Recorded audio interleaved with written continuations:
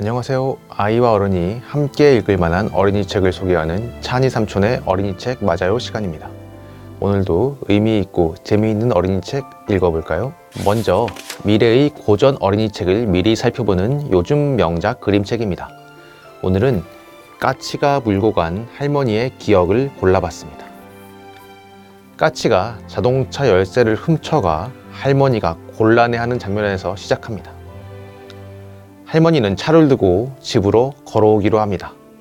그러면서 9살 때 자전거를 타고 내리막길을 달리던 기억을 떠올리거나 땅을 기어가는 개미를 바라보거나 도둑까치의 보물창고를 상상합니다.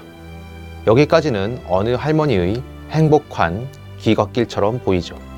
그런데 날이 어두컴컴해질 무렵 집에 돌아오니 경찰관이 대문 앞에서 할아버지와 이야기를 나누고 있는 겁니다. 할머니는 할아버지가 경찰에게 텃밭 가꾸는 법을 알려주고 있다고 생각합니다. 여기서부터 조금씩 분위기가 달라집니다.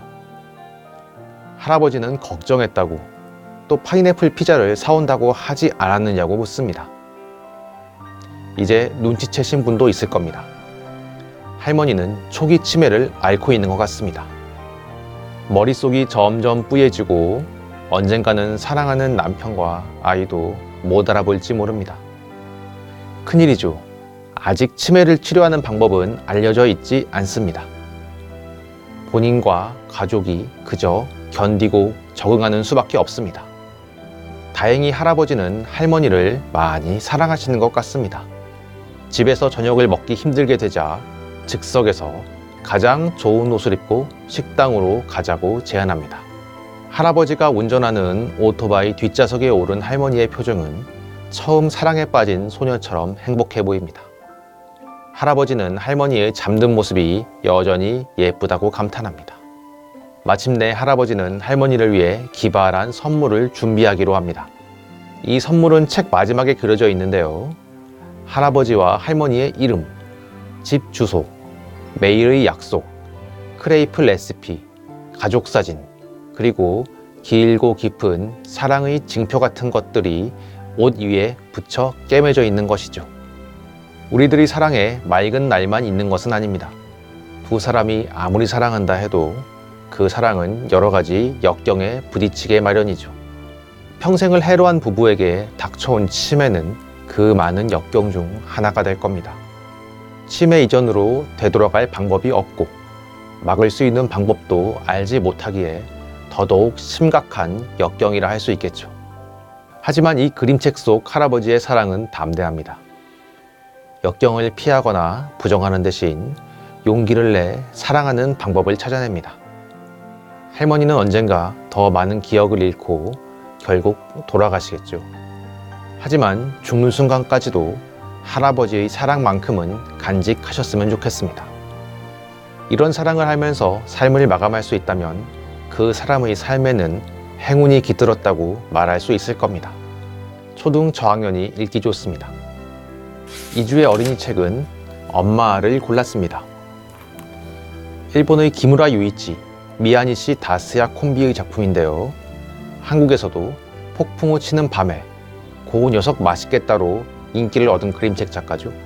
폭풍우 치는 밤에는 늑대와 염소, 고 녀석 맛있겠다는 육식 공룡과 초식 공룡의 우정과 사랑을 그립니다. 종이 다른 두 생명체가 차이를 극복하고 마음을 통해가는 과정을 감동적으로 표현했습니다. 엄마도 비슷합니다. 새끼를 잃은 족제비가 길에 버려진 늑대 구를 데려와 아들로 키웁니다. 족제비 엄마의 정성 아래 구는 무럭무럭 자라나지만 구는 날이 갈수록 엄마가 창피합니다. 사나운 늑대의 엄마가 족제비라는 사실 때문이죠. 족제비 엄마는 늑대 아들에게 정성을 다하지만 아들은 자꾸 엄마에게 모진 말을 합니다. 그래도 엄마는 아무 말 없이 묵묵히 아들을 돌봅니다.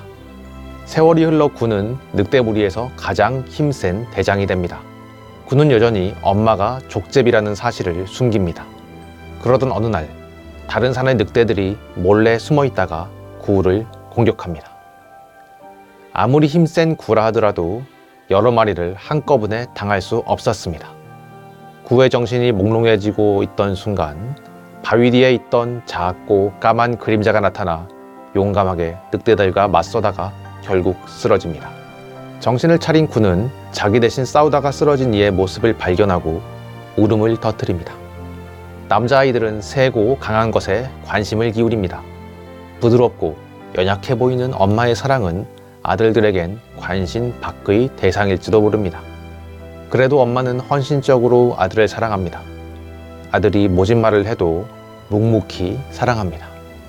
그 아들이 배 아파 낳지 않은 자식이라 하더라도 마찬가지입니다. 언젠가 아이가 그 사랑을 알아줄지 모르죠. 하지만 연인 간의 사랑과 달리 모성애는 반대급부를 요구하지 않습니다. 그래서 숭고하죠. 미취학 아동과 초등 저학년이 읽기에 좋습니다. 오늘 읽어본 책 어땠나요? 다음 시간에 또 만나요. 안녕.